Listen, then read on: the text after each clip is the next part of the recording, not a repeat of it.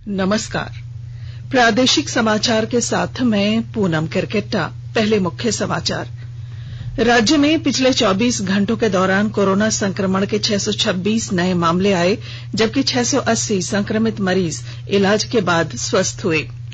राज्य सरकार ने कोविड-19 महामारी को देखते हुए सभी जिलों को स्वतंत्रता दिवस समारोह में आगंतुकों की संख्या सीमित रखने का दिया निर्देश। राज्य सरकार ने हड़ताल में शामिल अनुबंध पर कार्यरत स्वास्थ्य कर्मियों के काम पर नहीं लौटने पर प्राथमिकी दर्ज करने और सेवा समाप्त करने की दी चेतावनी। और प्रधानमंत्री नरेंद्र मोदी आज राष्ट्रीय शिक्षा नीति के तहत उच्च शिक्षा में परिवर्तनकारी सुधारों के बारे में आयोजित सम्मेलन को संबोधित करेंगे। और अब समाचार विस्तार से। राज्य में पिछले 24 घंटों के दौरान कोरोना संक्रमण के 626 नए मामले सामने आए, जबकि कल एक दिन में 680 संक्रमित मरीज स्वस्थ हुए, जिन्हें आवश्यक दिशा निर्देश देकर अस्पताल से छुट्टी दे दी गई। कल राजधानी रांची से सबसे अधिक 267 संक्रमित मरीज मिले। वहीं पूर्वी सिंहभूम से 95, देवघर और लातेहार से 35, पलामू से 30, सरायकेला से 28, खूंटी से 31, हजारीबाग से 20, गोड्डा से 14, रामगढ़ से 13, बोकारो से 12, धनबाद से 7 और गढ़वा से 9 मरीज मिले हैं। सिमडेगा से 6, साहिबगंज से 5, लोहरदगा से 7, कोडरमा से 2 मरीज भी मिले।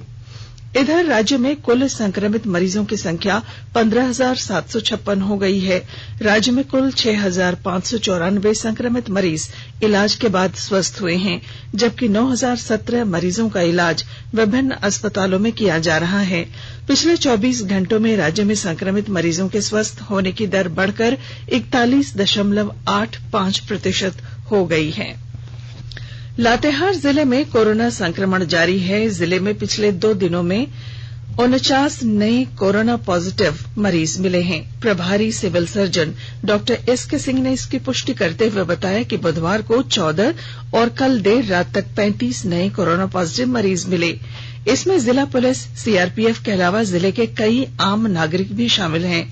रिपोर्ट पॉजिटिव आने के बाद जिला प्रशासन और स्वास्थ्य विभाग ने तत्काल उन्हें नजदीक के कोविड केयर सेंटर में भर्ती कराया है। जिले में कोरोना संक्रमित मरीजों की संख्या बढ़कर 413 पर पहुंच गई है। जामताड़ा जिले के स्वास्थ्य विभाग में कार्य कर रहे अनुबंध कर्मियों के हड़ताल पर चले जाने के बाद भी कोरोना की नियमित जांच जारी है। कोविड अस्पताल के चिकित्सक डॉक्टर अजीत कुमार दुबे ने बताया कि जिले के विभिन्न क्षेत्रों में कैंप लगाकर कुल 183 लोगों का नमूना संग्रह किया गया है, जिसकी जांच की जा रही है। उन्होंने कहा कि जामताड़ा जिले से किसी भी व्यक्ति को न तो रेफर किया गया है और न ही किसी की मृत्यु हुई है।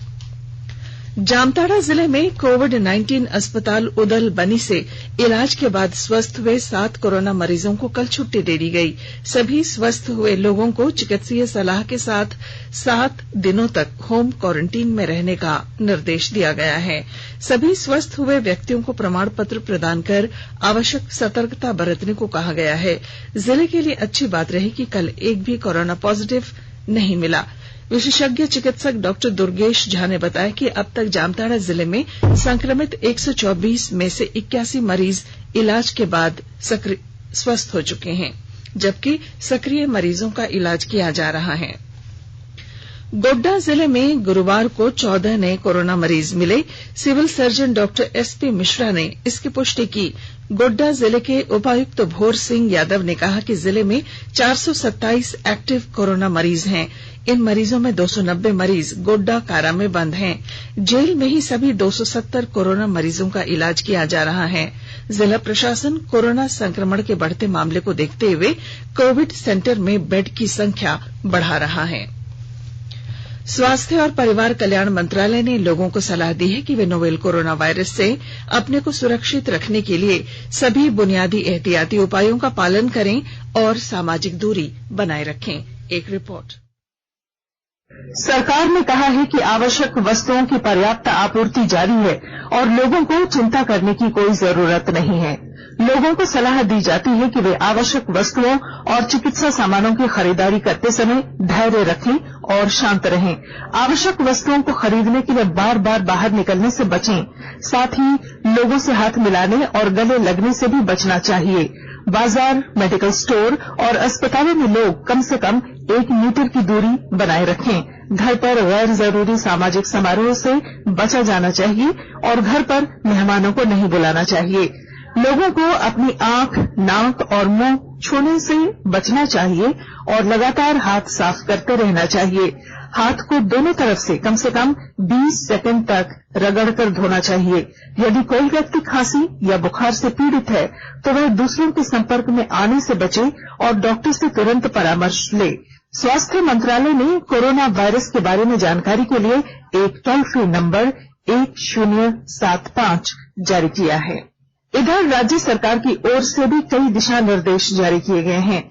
इस सिलसिले में सरकार ने हेल्पलाइन नंबर 181 जारी किया है। सरकार ने कहा है कि कोरोना वायरस से संदिग्ध तौर पर संक्रमित कोई व्यक्ति पाया जाता है तो इसकी सूचना 0651 जो रांची का कोड है और टेलीफोन नंबर 2261-000 तथा 2261-002 के अलावा फैक्स नंबर 2261-856 और मोबाइल नंबर 9955837428 पर दी जा सकती है। आकाशवाणी रांची भी आपसे अपील करता है कि कोविड-19 के संक्रमण से बचने और अन्य लोगों को सुरक्षित रखने के लिए कृपया घर पर ही रहें और सरकारी दिशा निर्देशों का पालन करें। केंद्रीय कारा होटवार सहित राज्य की अन्य जेलों में बंद कैदियों के कोरोना संक्रमित पाए जाने के बाद संक्रमण का खतरा बढ़ गया है। झारखंड प्रदेश कांग्रेस के प्रदेश प्रवक्ता कुमार राजा ने राज्य सरकार से अधिक उम्र के बंद कैदियों को रिहा करने की मांग की है।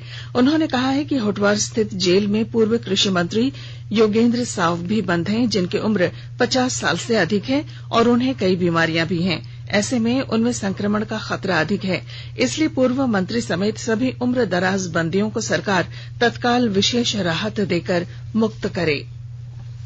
कोविड-19 से उत्पन्न परिस्थितियों को देखते हुए इस वर्ष राज्य और जिला स्तरीय स्वतंत्रता दिवस समारोह में आगंतुकों की संख्या सीमित रखी जाएगी। मुख्य सचिव सुखदेव सिंह ने कहा कि इस वर्ष रांची में स्वतंत्रता दिवस का मुख्य समारोह जैप 1 ग्राउंड डोरंडा में किया जाएगा। श्री सिंह कल स्वतंत्रता दिवस समारोह के आयोजन को लेकर तैयारियों की समीक्षा कर रहे थे। मुख्य सचिव ने कहा कि समारोह में कोविड-19 के विरुद्ध लड़ाई में शामिल चिकित्सकों, स्वास्थ्य कर्मियों, स्वच्छता कर्मियों तथा संक्रमण से ठीक हुए कुछ व्यक्तियों को आमंत्रित किया जाएगा। कार्यक्रम में 10 वर्ष से कम उम्र के बच्चों और 60 वर्ष से अधिक उम्र के व्यक्ति समारोह में भाग नहीं लेंगे। श्री सिंह ने कोविड-19 महामारी को देखते हुए मुख्य समारोह स्थल पर सैनिटाइजेशन, चिकित्सकों, स्वास्थ्य कर्मियों, स्वच्छता कर्मियों के अलावा एम्बुलेंस भी उपलब्ध कराने का निर्देश दिया है। खूंटी जिला प्रशासन ने लोगों से प्लास्टिक के बने राष्ट्रीय ध्वज का इस्तेमाल नहीं करने की अपील की है। जिला प्रशासन ने कहा है कि प्लास्टिक का झंडा इस्तेमाल करने पर कानूनी कार्रवाई की जाएगी। विस्तृत जानकारी दे रही हैं हमारी खूंटी संवाददाता। खूंटी जिला प्रशासन द्वारा लोगों को सूचित किया गया है कि प्लास्टिक की बनी राष्ट्रीय ध्वज का प्रयोग न करें। राष्ट्रीय ध्वज भारत फ्लैग कोड 2002 यानी झंडे से जुड़े नियमों का कड़ाई से पालन सुनिश्चित करना अनिवार्य है। इसके तहत प्लास्टिक का झंडा इस्तेमाल करने पर लोगों पर कानूनी कार्रवाई की जा सकती है। प्लास्टिक के झंडे कागज की तरह जैविक रूप में खुद ब खुद नष्ट नहीं होते हैं और वातावरण के लिए हानिकारक होते हैं। प्लास्टिक से बने झंडों का सम्मान पूर्वक उचित निपटान सुनिश्चित करना एक समस्या है। इसलिए यह महत्वपूर्ण है कि हम राष्ट्रीय ध्वज का पूर्ण सम्मान करें एवं फ्लैग कोड के नियमों का अनुपालन हो। ज्योत्सना शीला, आकाशवाणी समाचार, खूंटी। आकाशवाणी के ताजा तरीन समाचारों के लिए आप हमारी वेबसाइट newsonair.com पर लॉग ऑन कर सकते हैं।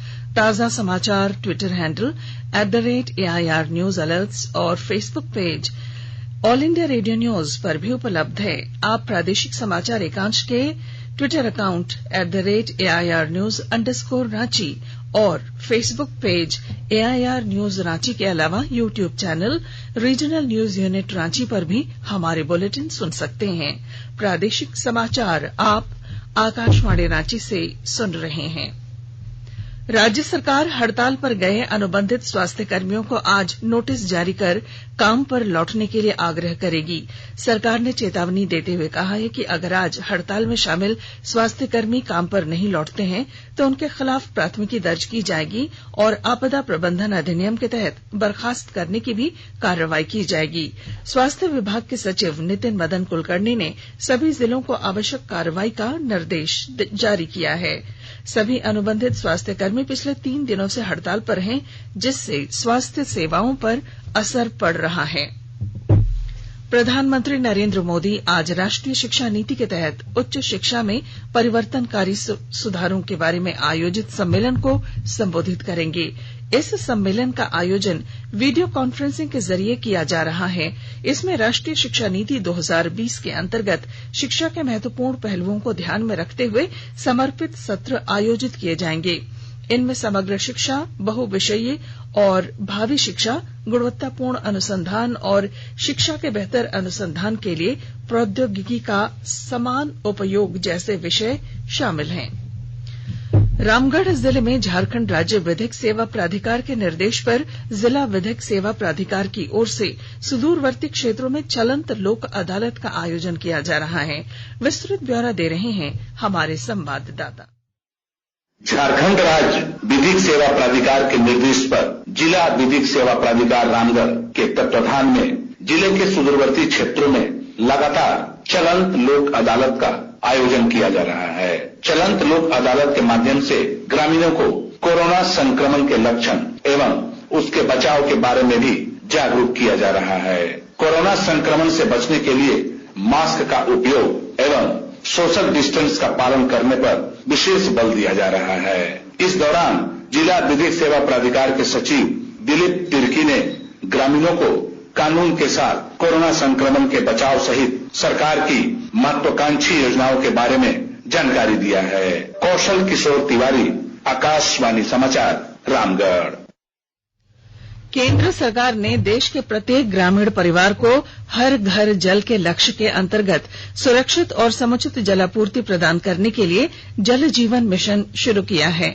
इस लक्ष्य को हासिल करने के लिए प्रधानमंत्री नरेंद्र मोदी ने अपने दूसरे कार्यकाल में नए जल शक्ति मंत्रालय का गठन किया था। देश में करीब 19 करोड़ परिवार हैं, जिनमें से केवल 24% परिवारों की पहुंच नल से जलापूर्ति तक है।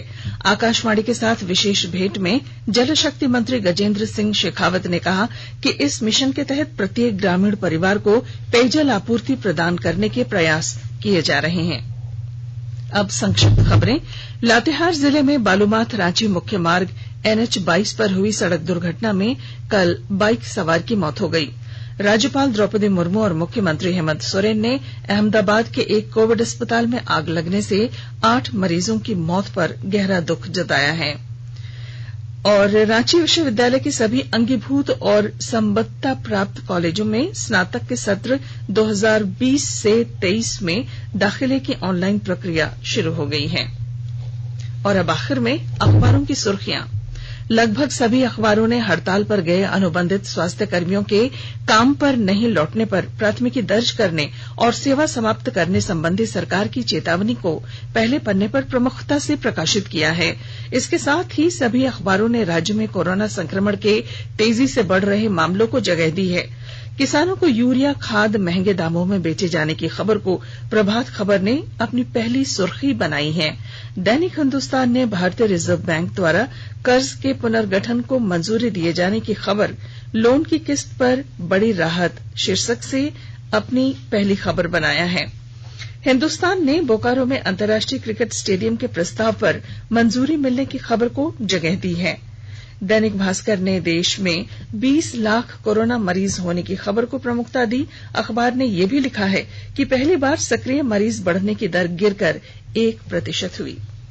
और अब बुलेटिन के आखिर में मुख्य समाचार। राज्य में पिछले 24 घंटों के दौरान कोरोना संक्रमण के 626 नए मामले आए, जबकि 680 संक्रमित मरीज इलाज के बाद स्वस्थ हुए। राज्य सरकार ने कोविड-19 महामारी को देखते हुए सभी जिलों को स्वतंत्रता दिवस समारोह को आगंतुकों की संख्या सीमित रखने का दिया निर्देश। राज्य सरकार ने हड़ताल में शामिल अनुबंध पर कार्यरत स्वास्थ्य कर्मियों के काम पर नहीं लौटने पर प्राथमिकी दर्ज करने और सेवा समाप्त करने की दी चेतावनी। और प्रधानमंत्री नरेंद्र मोदी आज राष्ट्रीय शिक्षा नीति के तहत उच्च शिक्षा में परिवर्तनकारी सुधारों के बारे में आयोजित सम्मेलन को संबोधित करेंगे। और इसके साथ ही आकाशवाणी रांची से प्रादेशिक समाचार का ये बुलेटिन समाप्त हुआ। नमस्कार। घर में रहिए, सुरक्षित रहिए और सुनते रहिए आकाशवाणी।